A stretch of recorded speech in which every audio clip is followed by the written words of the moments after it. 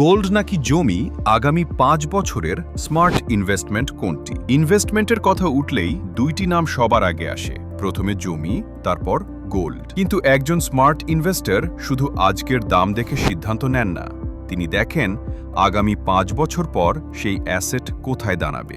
ধরা যাক, আজ একটি ভালো লোকেশনের পরিকল্পিত জমির দাম প্রতি কাঠা প্রায় ৪৫ লাখ থেকে ৫৫ লাখ টাকা। যদি বছরে গড়ে ৮% থেকে ১২% ভ্যালু বৃদ্ধি পায়, তাহলে আগামী ৫ বছরে সেই জমির দাম হতে পারে প্রায় ৬৫ লাখ থেকে ৮০ লাখ টাকা প্রতি কাঠা। কিন্তু ল্যান্ডের আসল পাওয়ার শুধু দাম বাড়ার মধ্যে নয়। ল্যান্ড আপনাকে দেয় ওনারশিপ, একটি স্থায়ী অ্যাড্রেস, রেন্টাল অপরচুনিটি অথবা বিজনেস অপরচুনিটি সহ আরও অনেক ইনকামের মাধ্যম।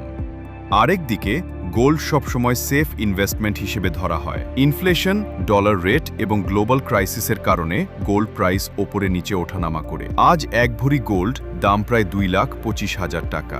বছরে গড়ে ৭% থেকে ১০% গ্রোথ হলে আগামী ৫ বছরে দাম হতে পারে প্রায় ৩,২০,০০০ থেকে ৩,৬০,০০০ টাকা। তাহলে পার্থক্য কোথায়? গোল্ড সহজে বিক্রি করা যায়, কিন্তু দোকানে বিক্রি করলে সাধারণত ১৫% পর্যন্ত কেটে রাখা হয়। এক্সচেঞ্জ করলেও প্রায় ১০% পর্যন্ত কাটতে পারে। অনেক ক্ষেত্রে পিউরিটি, ক্যারেট, ওজন, পাথর বা ডিজাইনের কারণে ১৫ থেকে ২০% ভ্যালু কমে যায়।